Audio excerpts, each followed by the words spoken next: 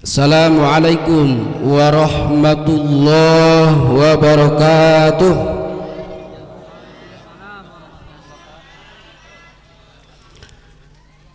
Alhamdulillahilladzi arsala rasulahu bil huda wa dinil haq.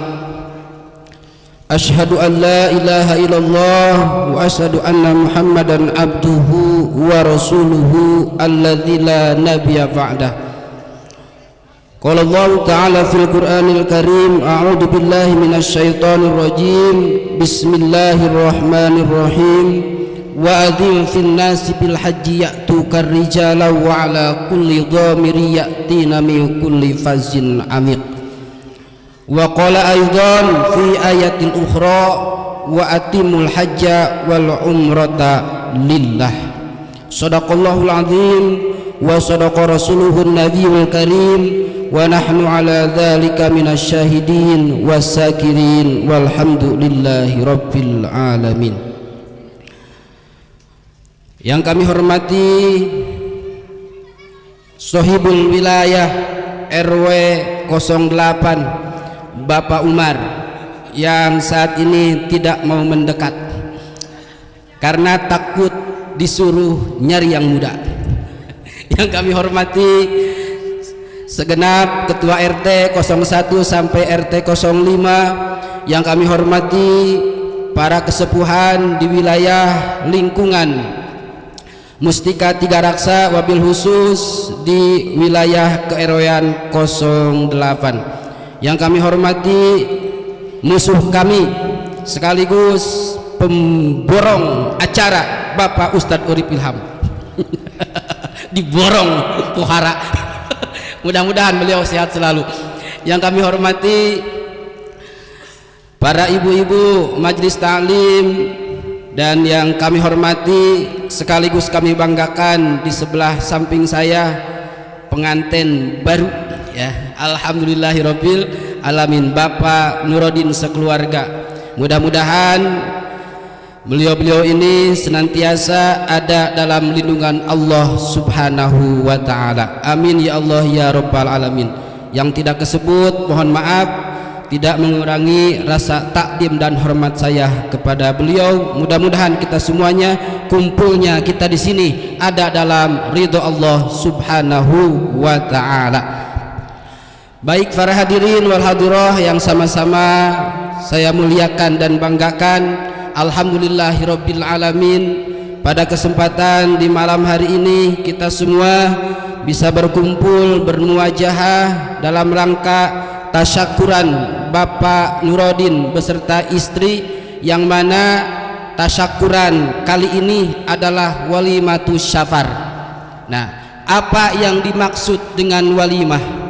Walimah adalah acara safar perjalanan. Jadi Pak Nurodin di sini mengadakan acara syukuran perjalanan. Yang jadi pertanyaannya, Pak, Bapak mau perjalanan kemana? Kata Pak Marsono, istri muda. Bahaya, Pak. Walimatus syafar hadirin identik dengan perjalanan ibadah haji dan umroh, disebut dengan walimah syafar. Tujuannya apa? Tujuannya satu, diadakannya walimah. Yang pertama, Pak Nurodin mengundang kita semua memohon doa untuk khususnya untuk beliau, supaya apa? Di perjalanannya lancar, terus nanti sampai ke Baitullah lancar, terus nanti pulang kembali ke sini membawa predikat umroh yang mabrur. Tujuannya seperti itu. Nah, yang kedua, Pak Nurodin mengundang kepada kita semua dalam acara walimah ini. Pak Nurodin mohon maaf atas segala tingkah laku selama di sini, karena beliau sebentar lagi akan menunaikan satu perintah, satu undangan. Undangannya bukan dari undangan yang lain, tapi Allah Subhanahu wa ta'ala, umroh. Jadi Pak Nurodin meminta kepada kita dibukakan pintu maaf yang seikhlas-ikhlasnya. Tujuannya apa?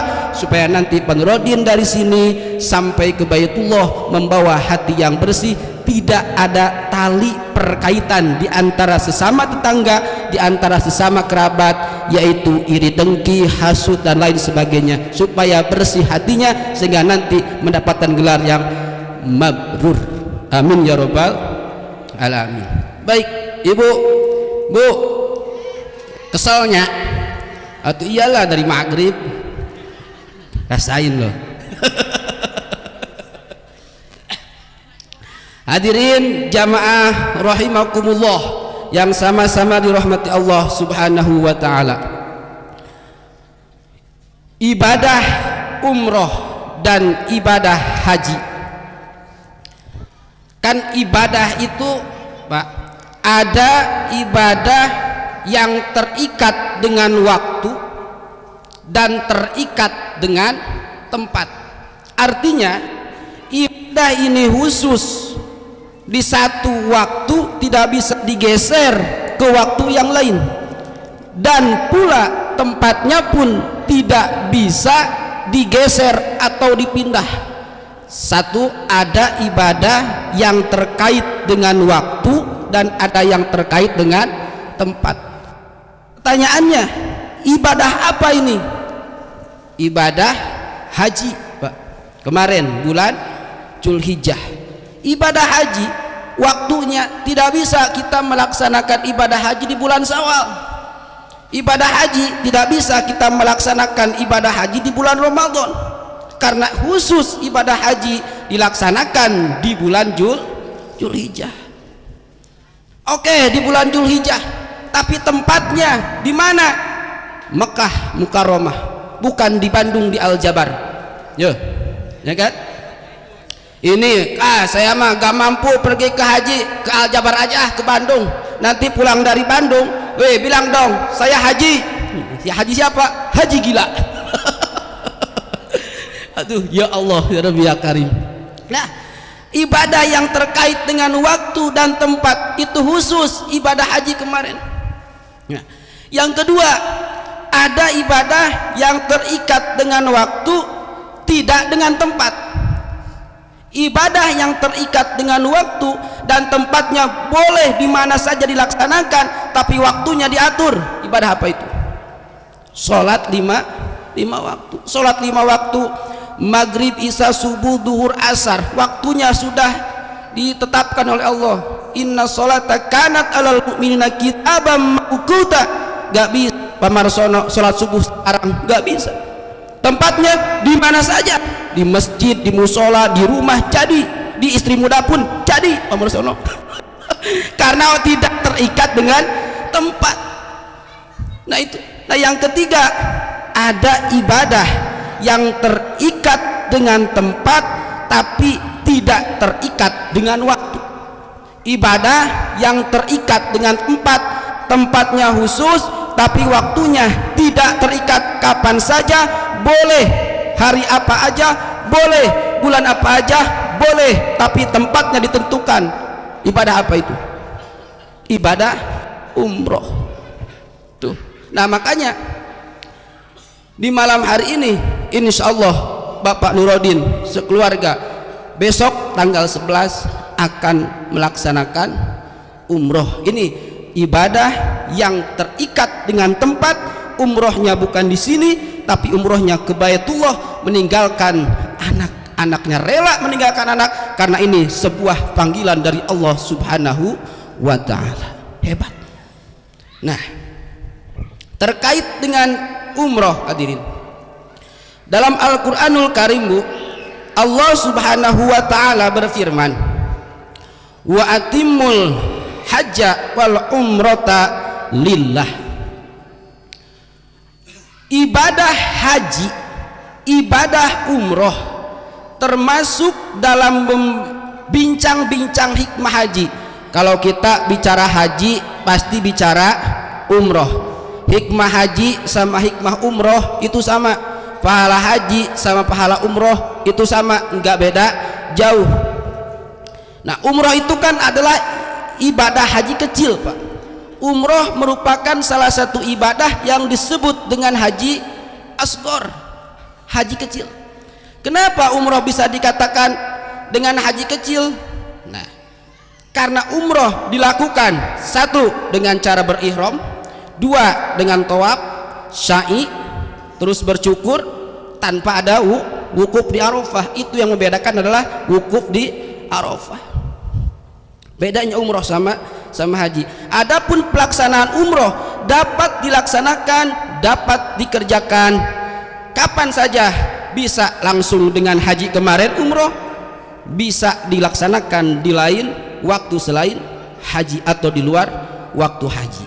Nah, wa makila fil haji yuqalu fil umroh li'annaha qaranat bi kitabullah. Apapun yang dibicarakan tentang ibadah haji juga menjadi pembicaraan, pembahasan ibadah umroh, sebab di dalam Al-Qur'anul Karim keduanya Allah sandingkan sangat dekat. Wa atimul hajja wal umroh. Yang membedakan adalah wukufnya. Nah, kalau kita bicara haji dan umroh, karena ini momennya adalah umroh, kita bicara umroh.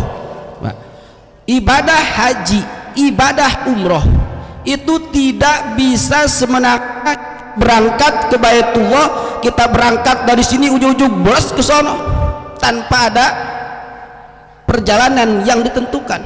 Karena ibadah haji ataupun ibadah umroh mempunyai karakter masing-masing dengan tata cara yang diatur sedemikian rupa oleh Al-Qur'anul Karim.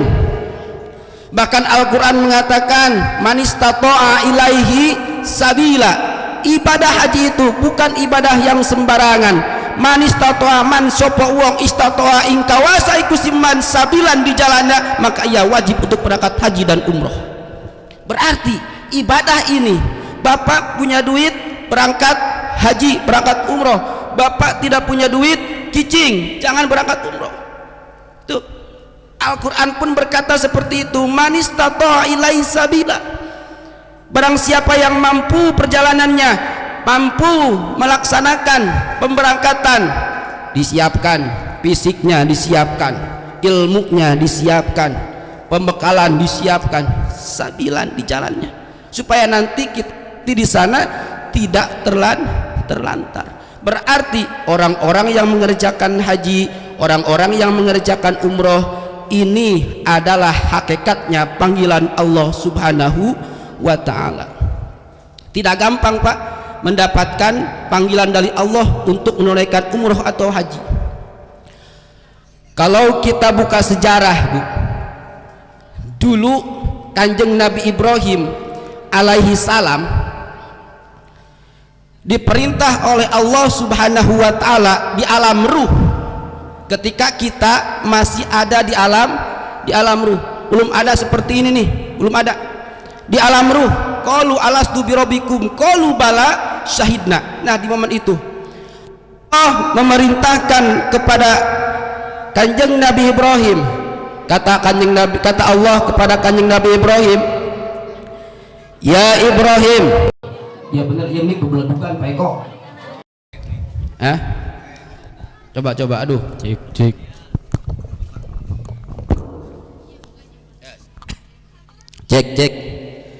coba di itunya volumenya dikecil sedikit Pak Eko biar nggak bebeledugan. Duh, pohon deui we nikah mana ya, nikah nyandung pers.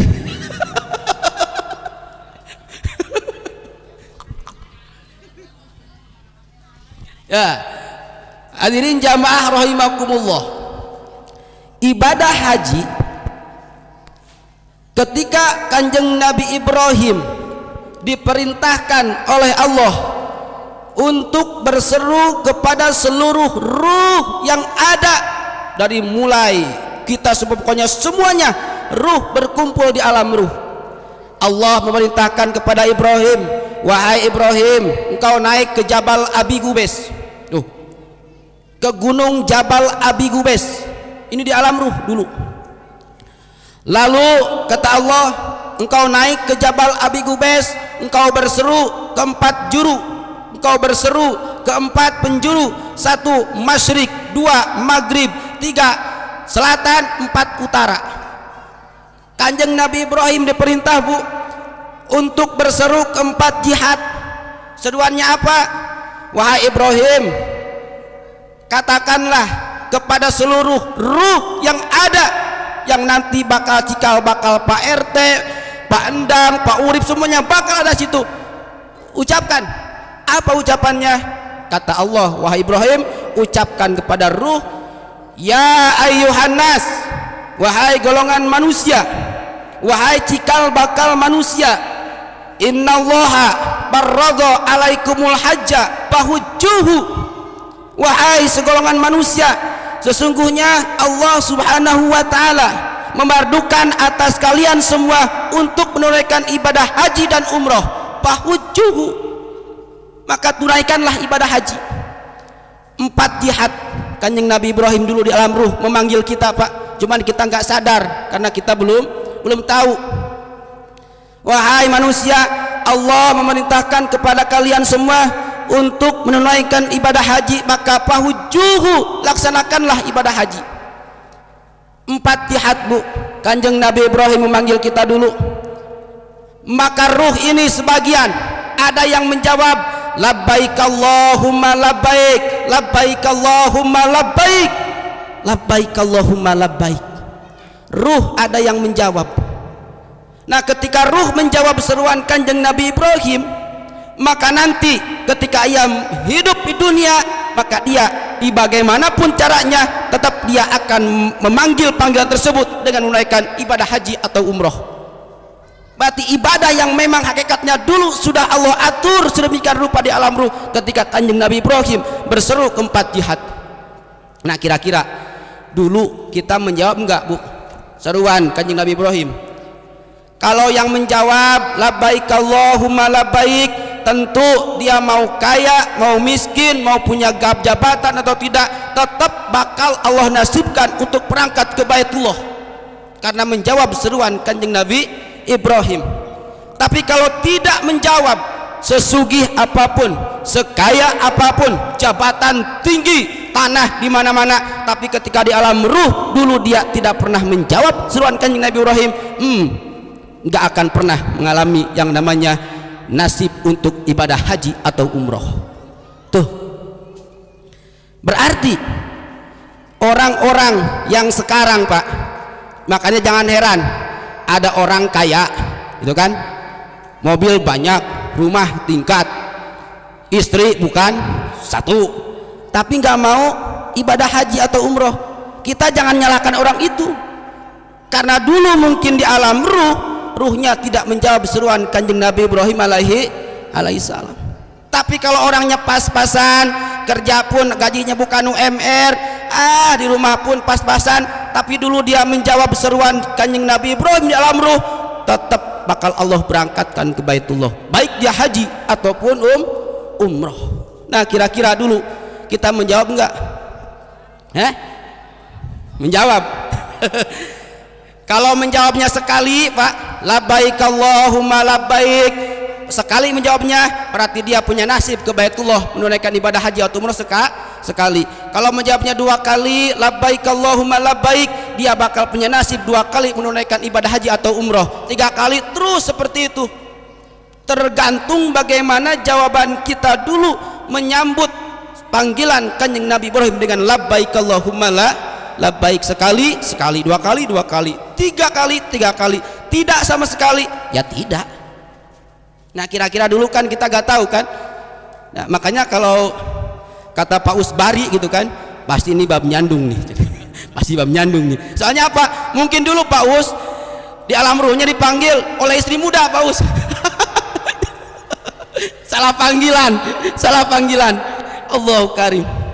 Nah, kalau yang menjawabnya seruan baginda Kanjeng Nabi Ibrahim, yakin ini orang yang menjawab bakal mendapatkan predikat haji mabrur ataupun umroh mabrur. Nah, selesai Kanjeng Nabi Ibrahim berseru kepada seluruh ruh yang ada di alam arwah, iblis laknatullah, Bu. Iblis laknatullah tidak mau kalah dengan seruan Kanjeng Nabi Ibrahim alaihi salam. Kata iblis, Ya Ibrahim belagu amat naik ke Jabal Abi Gubes, bahasa seperti itu. Aku pun bisa. Ya iblis dengan kesombongannya. Selesai kan Nabi Ibrahim turun dari Jabal Abi Gubes, iblis naik. Dah lihat nih, saya pun bisa kayak Ibrahim. Ya siapa takut lah. Makanya Bu, Pak, kalau ada orang yang ikut-ikutan seperti itu, berarti dia anak cikal bakal iblis. Nah gitu. Wow, dia beli mobil, saya pun bisa. Ya dia beli bangun rumah, ya saya pun bisa. Nah ini cikal bakal iblisnya seperti itu. Nah iblis Bu, Pak, iblis naik ke Jabal Abi Gubes. Iblis berkata, ya ayuhan nas, wahai golongan-golongan manusia, wahai cikal bakal manusia, innallaha farrada alaikumul hajja fahujjuhu. Sama bahasanya. Wahai manusia, sesungguhnya Allah Subhanahu wa taala memardukan atas kalian semua untuk menunaikan haji dan umroh, fahujjuhu, maka tunaikanlah ibadah haji. Iblis pun sama berserunya seperti itu. Nah sebagian manusia ada yang menjawab labbaik Allahumma labbaik, labbaik Allahumma labbaik. Ada yang menjawab seruan iblis, ada banyak.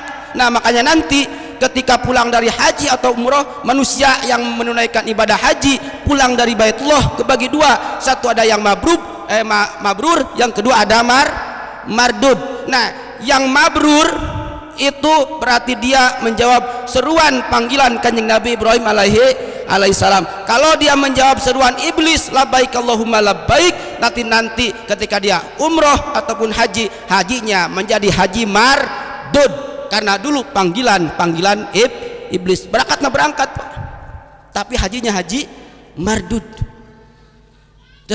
Nah kira-kira dulu nih kita nih, Pak Nurodin, panggilan iblis apa panggilan Nabi Ibrahim? Aduh, bisa dicirikan Pak, tanda haji mabrur, tanda haji mardud, pulang dari Mekah menuju ke rumah, baik haji atau umroh, salah satunya yang gampang, ayyarji'a min dari khairun min darihi. Dia pulang dari Mekah, dia pulang dari umroh, dia pulang dari menunaikan ibadah haji, ayyarji'a khairon, dia lebih bagus tingkah lakunya, dia lebih bagus akhlaknya, mimmakani, dari tempat awal dia berangkat. Kalau dulu sebelum berangkat umroh dia rajin ke masjid, dia rajin pengajian, dia rajin ke musola, langsung berangkat umroh, cius ke sana berangkat.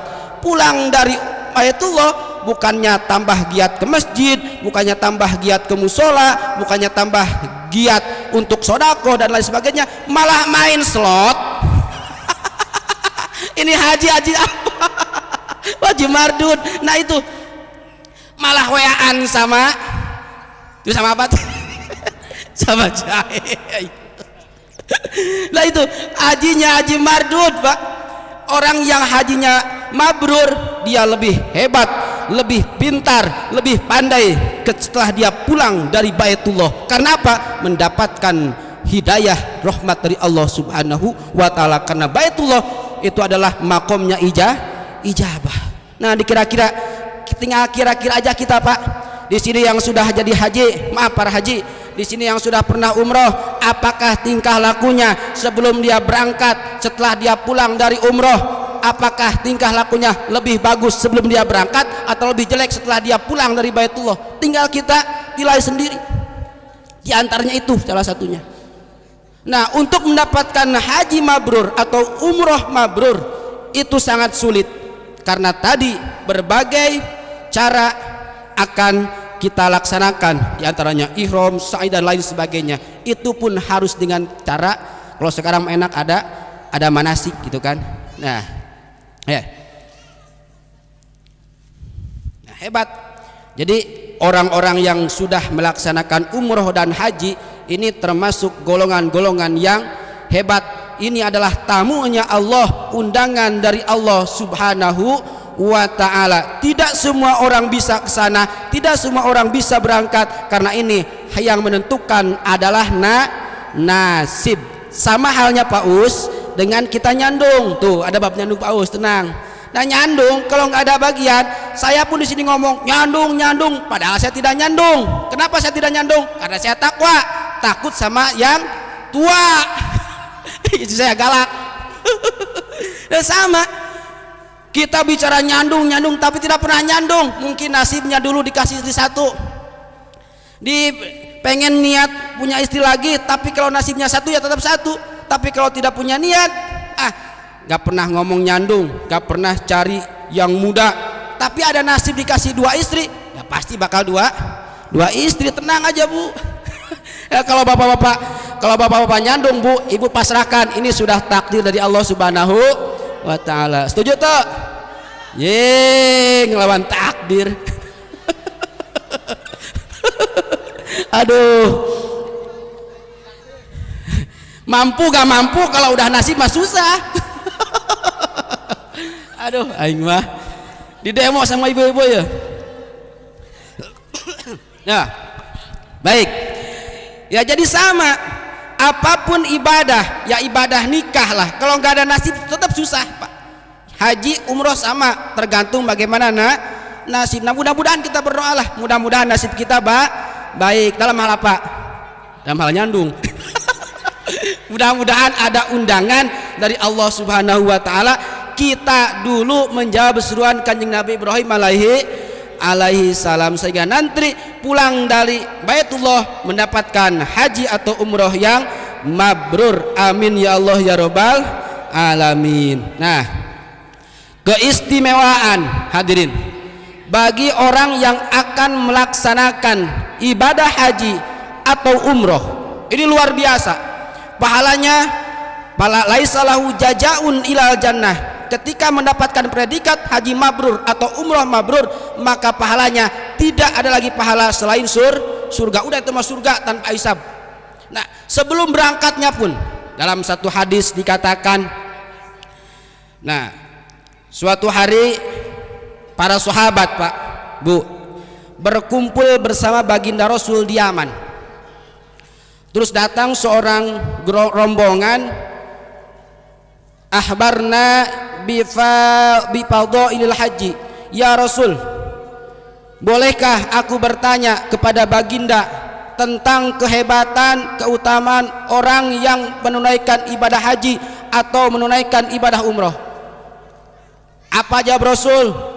Qalu bala, siap, aku akan memberitahu kepada kalian tentang keistimewaan orang yang haji dan umroh. Apa kata baginda Rasul? Ayyubi rajulin kharaja min manzilihi hajan au mu'tamiron. Barang siapa yang berangkat dari rumah menuju pintu halaman pagar, Banu Rodin, Ibu Ucu keluar dari rumah besok ketika akan berangkat ke Baitullah untuk menunaikan ibadah umroh, fakullama rafa'a qadaman wa do'a qadaman tanasarat dunubi min badani. Langkah kaki Panurodin, langkah kaki Ibu Ucu keluar dari rumah untuk menuju Baitullah, itu setiap dosa yang ia punya dari badannya itu rontok. Ya Allah ya Rabbi ya Karim. Setiap langkah dari rumah menuju luar, menuju rumah. Terus setelah itu rontoknya kama yutanasarul warok minas sajar, laksana rontoknya seperti daun yang tumbuh di pohon, rontok terus rontok. Itu orang yang umroh, yang haji, sebelum ia sampai ke Baitullah di rumah pun sudah Allah ampuni segala dosa perdosanya. Alhamdulillahirabbil alamin. Ya Allah ya Rabbi ya Karim. Yang kedua kata Kanjeng Nabi, wa idza waradal Madinah, sampailah nanti Panurodin ke Madinah, ke Mekah dulu apa Madinah dulu? Madinah. Sampailah nanti di Madinah, tiba di Madinah, wa idza sofahani, kata Kanjeng Nabi, tatkala orang yang umroh, orang yang haji datang ke tempatku, sofahani, bermusofahah. Karena dulu Kanjeng Nabi masih ada, karena sekarang kita tidak sejaman dengan Kanjeng Nabi, sofahah kita itu bukan musofahah tapi ucapkan salam. Nanti Pak Nuruddin, Ibu Ucu ketika sampai di Madinah ucapkan assalamu alayka ya Rasulullah, assalamu alayka ya Rasulullah, assalamu alayka ya Rasulullah. Ucapkan salam kepada baginda Rasul di Masjid Nabawi. Apa hikmahnya, padilahnya? Soffatahul malaikah bisalam. Maka ketika Pak Nuruddin nanti di Madinah mengucapkan assalamu alayka ya Rasulullah, malaikat pun menjawab assalamu alaikum, assalamu alaikum, assalamu alaikum. Malaikat langsung menjawab ya Allah ya Rabbi ya Karim. Ketika malaikat menjawab salam, berarti malaikat di sini yang dimaksud salam malaikat adalah malaikat memintakan rahmat, memintakan ampunan kepada orang yang mengucapkan salam kepada baginda Rasul. Tuh didoakan malaikat, Pak. Ya Allah ya Rabbi ya Karim, hebat. Wa idza igtasil, ketika nanti Pak Nuruddin pasti di sana bakal mandi, bukan mandi junub ya. Tuh ini pikirannya ngeras nih PRT nih. mandi niat adus sunat di Madinah. Taharahullahu minad dunub, Allah bersihkan segala dosa perdosanya yang ada di dalam tubuh Pak Nuruddin dan Ibu Ucu ketika mandi. Mandinya pun menjadi mandi yang mengeluarkan dosa perdosa. Hebat. Ya Allah ya Rabbi ya Karim. Nah kalau kita memandikan hanya sebatas mandi aja, dosa menumpuk, mandi maya gitu kan. Allahu Karim. Beda dengan orang yang umroh, Pak. Mandinya orang yang umroh, mandinya orang yang menunaikan ibadah haji, setiap bilasan air yang mengalir ke tubuhnya itu laksana seperti dia membasuh dosa perdosanya. Alhamdulillahirabbil alamin. Setelah mandi pasti pakai baju. Nah, pakai baju. Wa idza laisa saubaini jadi dadaini. Ketika Bapak Nuruddin dan Ibu Ucu selesai mandi memakai baju, pasti tentunya baju baru ataupun baju yang suci, baju yang bersih. Jaddaduhullahu lahu minal hasanah, maka Allah bakal mengganti yang tadinya penuh dosa, yang tadinya penuh dengan kejelekan, Allah ganti dengan kebagusan. Alhamdulillahirabbil alamin. Terus setelah itu melaksanakan rangkaian umroh, pulang dari Mekah menuju rumah, menuju tanah air, kawalatu ummihi, laksana seperti orang yang baru dilahirkan dari perut seorang tanpa ada dosa. Kalau tidak main judi aduh aing mah. Insyaallah seperti itu, Pak. Jadi kehebatan umroh dan haji ini sangat luar biasa. Nah, makanya kita niatkan setiap kali kita usaha, niatkan setiap kali kita bekerja di pabrik, ya Allah nasibkanlah saya untuk menjadi haji atau umroh gitu. Jadi niatkan usaha kita untuk supaya bisa menunaikan ibadah haji dan umroh. Insya Allah hidupnya berkah, rizkinya mengalir. Nah, pasti nanti Pak Nuruddin akan masuk ke Masjid Nabawi Madinah. Nah, ini di sini sangat luar biasa, Pak. Ketika ibadah di masjid-masjid yang lain nilainya hanya segitu aja, Bu. Kan kata Kanjeng Nabi, la tusadur rihal illa salasata masajid. Janganlah kalian berangkat kecuali ketiga masjid. Satu Masjid Hadza Nabawi, dua Masjid Mekah Mukarramah, yang ketiga Masjidil Aqsa. Tiga ibadah di tiga masjid ini pahalanya luar biasa. Ibadah di sana di Masjid Nabawi itu kata Kanjeng Nabi, wa fi khabari akhir salatu fi masjid hadza afdalu min asyarati alafin salatin. Salat di Masjid Nabawi itu pahalanya melebihi 10.000 salat di masjid yang lain. Di sana satu rakaat, di sini satu rakaat, di sana mah perbandingannya 10.000 rakaat salat di Masjid Nabawi. Makanya nanti di sana Pak Nuruddin salat jangan tidur di Masjid Nabawi. Aduh, 10.000, Pak. Bapak dari sini pengen mencari masjid yang paling megah, Al Jabar yang sempat viral.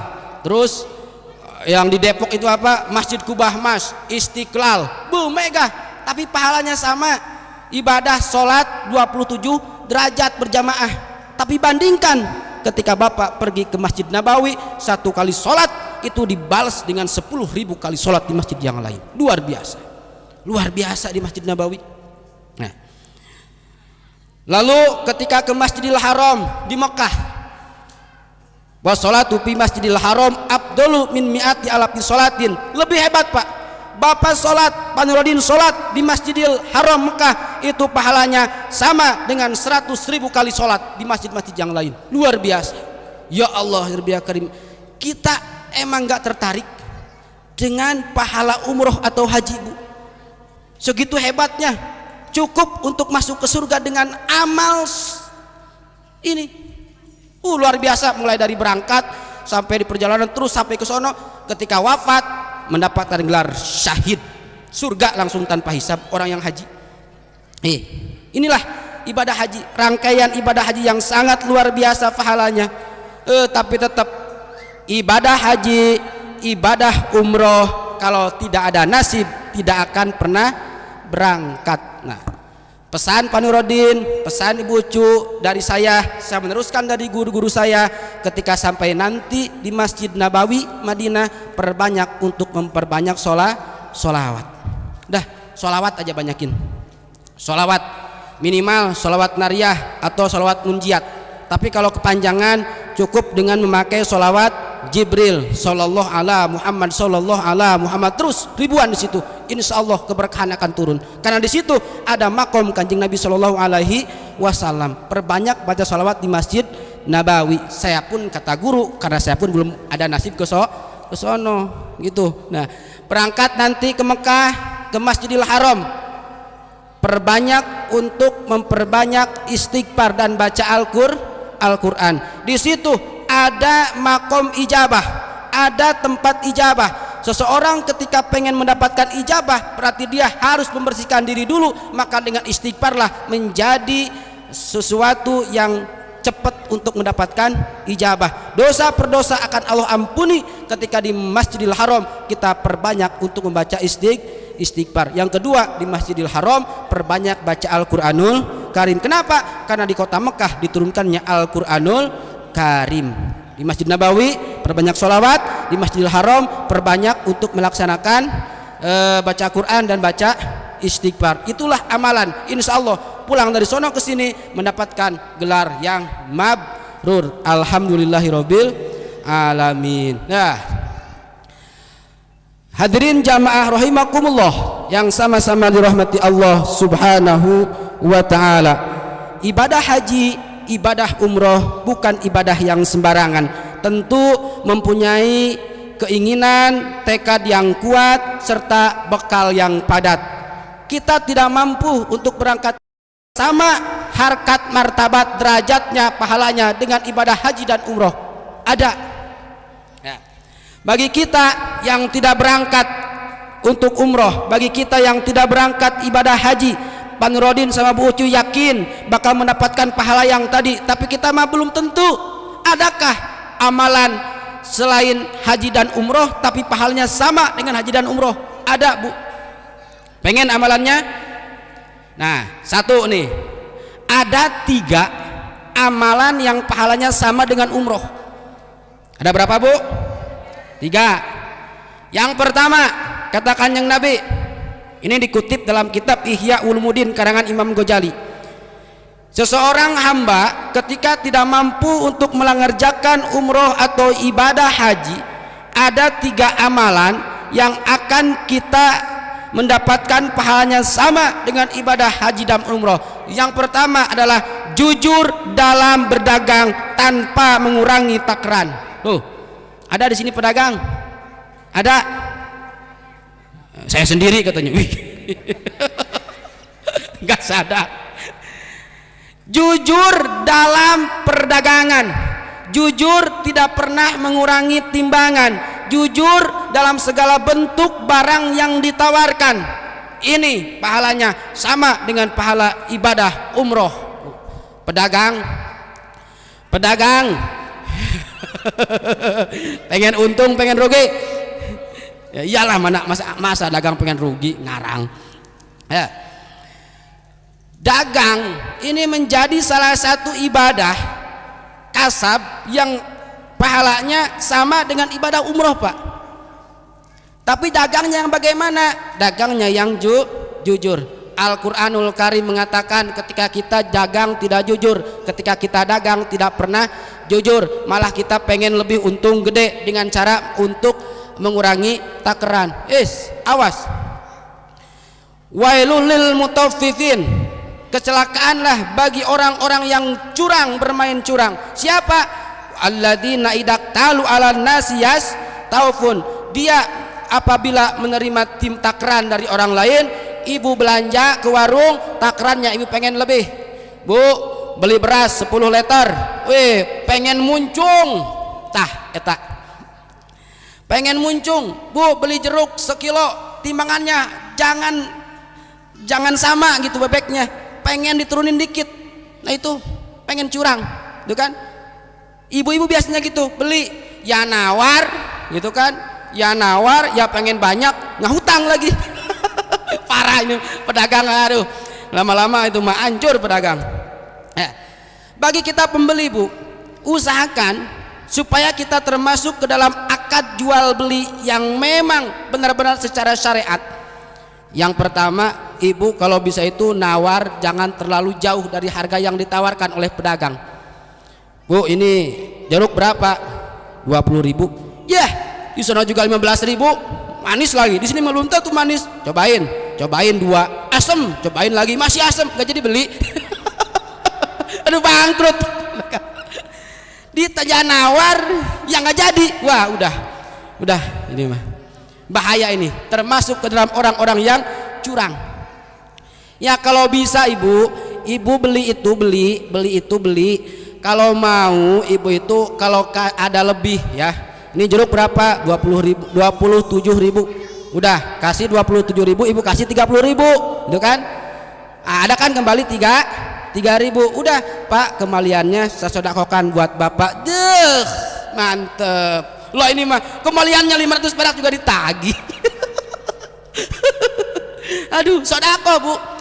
Jadi membahagiakan seorang itu bukan dengan cara yang terlalu jauh lah. Kita melebihkan 1.000-2.000 ke pedagang itu sudah rasanya pedagang itu bahagia. Apalagi kalau kita pembeli gak pernah rewel, gak pernah nawar Pak. Sama dengan Bapak suka beli rokok kan, rokok berapa ini? 31.000, pernah gak nawar? Pahalanya gede Bapak-bapak, gak pernah nawar. Ada juga ngutang. Aduh. Nah ketika kita menjadi seorang pedagang, wa idza kaluhum awazanuhum yusyarun. Ketika kita menjadi pedagang, kita curang. Isinya sekilo padahal hanya 8 on. Kita sudah mengurangi takaran. Ini bahaya. 1 on kurang dari takaran, walaupun enggak 1 on, 1 tetes minyak, andai kata kita jual minyak setetes, kita ambil, bukan hak kita. Ini termasuk wailul lil mutaffifin. Na'udzubillahi min dalik, bakal ada pertanggungjawaban di akhirat. Jadi saya ingat ini, ingat dongeng Bu. Dulu di Pasar Kemis, itu di Cilongok itu ada seorang pedagang yang namanya Mang Hani. Ini masih ingat. Nah Mang Hani ini dia suka jual minyak tanah dulu mah. Kalau sekarang udah nggak ada. Jual minyak tanah pakai dirijen. Ada yang beli 1 liter, ada yang beli 2 liter. Terus literannya dia pasin dulu. Nah ketika dari literannya dimasukin ke kompan, di situ kan ada basah-basah tuh dari tempat untuk nakar minyak, tempat literan. Diambil kapas, ambil tisu, kalau sekarang dulu mah kapas, masukin, diperet. Ya Allah, ya Rabbi ya Karim. Mang Hani itu jualannya. Kenapa? Ini bukan hak saya. Saya takut dengan setetes 2 tetes bakal menghalang saya masuk ke surga. Ya Allah, ya Rabbi ya Karim. Lah kita jangan diomongin lah. Pengen untung kita mah, takrannya dikurangin aja. Aduh, Allahu Karim. Nah ini hadirin, salah satu amalan yang sama pahalanya dengan ibadah umroh adalah kita jualan jujur, tidak pernah berbohong, berdagang dengan cara jujur, berdagang dengan cara yang secara syariat, pahalanya sama dengan ibadah umroh. Apa dalilnya? Nih dalam kitab Ihya dikatakan, Imam Fudol bin Iyad, hadirin Bu, Ibu kenal nggak Fudol bin Iyad? Bu, kenal nggak kepada Fudol bin Iyad? Ibu kalau ngaji jangan gengsi, kalau nggak tahu aja gitu. Hah? Tahu nggak Fudol bin Iyad? Hah? Sama, saya juga nggak tahu. Saya juga tahu dari kitab. Nih, Fudol bin Iyad, Pak Kabul dasar. Keras. Fudol bin Iyad, Bu. Fudol bin Iyad ini mempunyai anak. Anaknya ini suatu hari lagi bersihin koin, dirham yang berkarat, dicuci. Dia niatnya ini dirham mau dijual, mau ditimbang, dicuci sampai bersih karena sudah berkarat, dicuci. Lalu ditanya oleh bapaknya Fudol bin Iyad, ya bunaya, apa yang kau laksanakan? Jawabannya, bapak, aku pengen menjual dirham ini, tapi ini dirham berkarat, takutnya bakal merubah timbangan beratnya, takut merubah beratnya timbangan dengan adanya berkaratan. Akhirnya saya cuci. Ya Allah, ya Rabbi ya Karim. Apa jawab Fudol bin Iyad, Bu? Ya bunayya, fa'alaka hada Abdullah min hajjatain. Wahai anakku, engkau mencuci ini besi, engkau mencuci ini dinar, engkau mencuci ini besi supaya tidak berkarat, supaya keratannya hilang, itu lebih utama daripada engkau menunaikan ibadah haji 2 kali. Ya Allah, ya Rabbi ya Karim. Wa isrina umrotan, dan lebih hebat daripada 20 kali umroh. Tuh, Bu. Ibu punya beras dijual, ibu punya beras dijual ke pedagang, timbangannya tidak lebih tidak kurang, itu kan. Kalau lebih ibu niatkan sodakoh, kalau kurang bapak minta lagi. Kalau kurang sesuaikan, jangan sampai kurang. Itu pahalanya sama dengan ibu 2 kali haji dan 20 kali umroh pahalanya, asal dagangnya jujur. Jadi inti dagang itu ilmunya, kalau kita beli, kalau kembaliannya sedikit udah sodakokan, kalau banyak mah minta lagi gitu kan. Kalau kita nimbang takarannya nih, kalau sekilo lebih 1 on 2 on, udah kita niatkan sodakoh, udah beres tuh. Kalau lebihnya 1 kilo, udah sodakokan, insya Allah, Bu. Dagang ibu, dagang bapak, insya Allah bangkrut. Se-on 2 on mah udah sodakokan. Siapa tahu mungkin dari 1 on 2 on kita bersedekah kepada pembeli, bakal mengantarkan kita ke surganya Allah Subhanahu wa ta'ala. Tapi sebaliknya, hati-hati ketika kita mengurangi takaran 1 on 2 on, bakal menghambat kita masuk ke surga. Na'udzubillahi min dalik. Jadi yang pertama, sama ibadah haji dan umroh itu kita jujur dalam hal berdagang. 1. Jam berapa ini nih? 9:30. 2. Yang kedua, ya dipercepat ya, kasihan ibu-ibu dari kemarin. Yang kedua, ibadah haji dan umroh pahalanya sama dengan siapa? Man kharaja min baitihi mutahhiran ila sholati maktubah fajrahu ka'ajil hajjil muharram. Bapak keluar dari rumah mutahhiran, sudah dalam keadaan suci, sudah punya wudu, datang adzan Allahu Akbar, bapak ambil wudu, berangkat dari rumah menuju masjid, menuju musola, fa ajrahu ka ajril hajjil muharram, maka itu pahalanya sama dengan bapak ibadah haji dan umroh. Tuh, bapak berangkat dari rumah dalam keadaan suci menuju masjid untuk sholat, bukan untuk ngambil kotak amal ya Pak, untuk sholat, insya Allah pahalanya sama dengan ibadah haji dan umroh. Tuh, bagi ibu-ibu, kan ibu-ibu mah tidak pernah ke masjid sholatnya kan. Nah, adakah pahalnya sama dengan ibadah haji dan umroh? Ada. Bagaimana caranya? Waman kharaja ila tusabiha duha la yunsibahu illa iyahu fajrahu ka'ajil mu'tamar. Ibu jam 7, ibu jam 8, jam 9, jam 10 mengerjakan sholat duha hanya dengan 2 rakaat, fajruhu ka'ajil mu'tamar, pahalanya sama dengan ibu melaksanakan umroh. Tuh, jadi sholat apa Bu? Sholat walaupun 2 rakaat, pahala ibu sama dengan pahala orang yang mengerjakan umroh. Alhamdulillahirabbil alamin. Osok teraduha, osok sakapung ari keur inget. Ari keur teu boga duit rek salat duha. Aduh. 3. Nih dipercepat. 3. Yang pahalanya sama dengan ibadah haji dan umroh adalah man godan ilal masjidi la yuraddu illa ayata'allama khairan au bi ilmihi kana lahu ka ajri hajja taman hajjatahu. Bapak, ibu berangkat ke masjid, ke majlis taklim untuk melangkahkan kaki menuju majlis ilmu, menuju tempat ngaji, maka itu pahalanya sama dengan pahala ibadah haji dan umroh. Ibu berangkat kemana-mana mengerjakan majlis taklim, itu pahalanya sama dengan ibadah haji dan umroh. Ini luar biasa. Jadi 3 amalan yang sama dengan ibadah haji dan umroh adalah berdagang secara jujur, yang kedua berangkat ke masjid untuk berjamaah bagi ibu-ibu sholat duha, dan yang ketiga hadiri majlis taklim, berarti sama ini pahalanya dengan ibadah haji dan umroh. Pahalanya sama, tapi harkat dan martabatnya masih jauh. Tetap unggulan Pak Nurodin. Alhamdulillahirabbil alamin. Tenang panganten. Ya baik hadirin jamaah rahimakumullah yang sama-sama dirahmati Allah Subhanahu wa taala, ibadah umroh dan ibadah haji itu yang ibadah yang memang sangat luar biasa. Kalau ada nasib kita berangkat, kalau tidak ada nasib kita tidak berangkat. Nah, kita semua mudah-mudahan di sini mendapatkan nasib yang bagus sehingga suatu saat nanti ada panggilan dari Allah untuk mengerjakan haji dan umroh. Baik, cukup kali ya? Cukup, yang nggak kuat pengen lihat berkat ini.